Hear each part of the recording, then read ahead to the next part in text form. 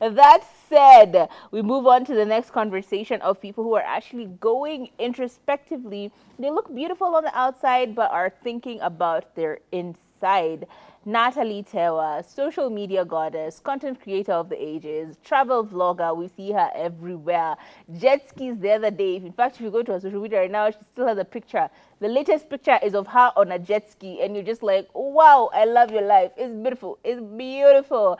However, she has been very vocal about her new journey, which has been her mental health journey. And she speaks about the big T's. Now, ultimately, a lot of us go through the same childhood traumas, but each person deals with it in a different way. Some people choose to block it mentally, or sometimes your brain just chooses to block things. There are things you don't remember at all. And you're like, baby, how do I not Yeah. remember my life ages 3 to 13? Like, honestly, I can't even tell you where I was up until I was like 20. I genuinely have no recollection of most of my life then. Why? Because your brain is dealing with trauma, and therefore it closes that stuff down and you can't remember most of it, right?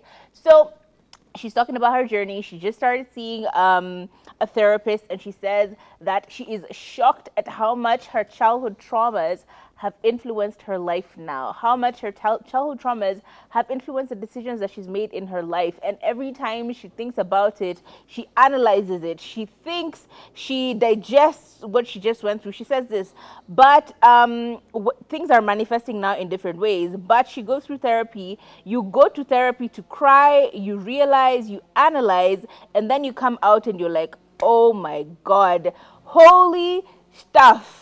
You feel so much better. And she says that she will continue to tell us what is going on with her life with therapy. Maybe not in detail, because she really hasn't given us any details. She just said childhood trauma in one blanket. And we're just like, yes, 100%.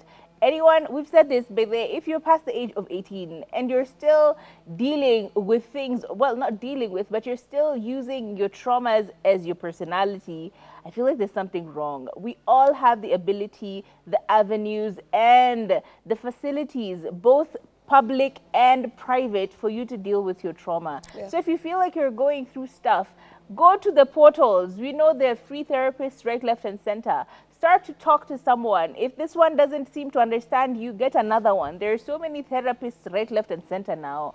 It's really entirely up to you to make a decision on what you want to do with your mental health. Don't let it be a burden when there are so many places where you can get help now, True. right? Yeah. So kudos to you, Natalie Tewa, for at least sharing this, so we all know that, you know what, doesn't matter who you are, you're probably going through it.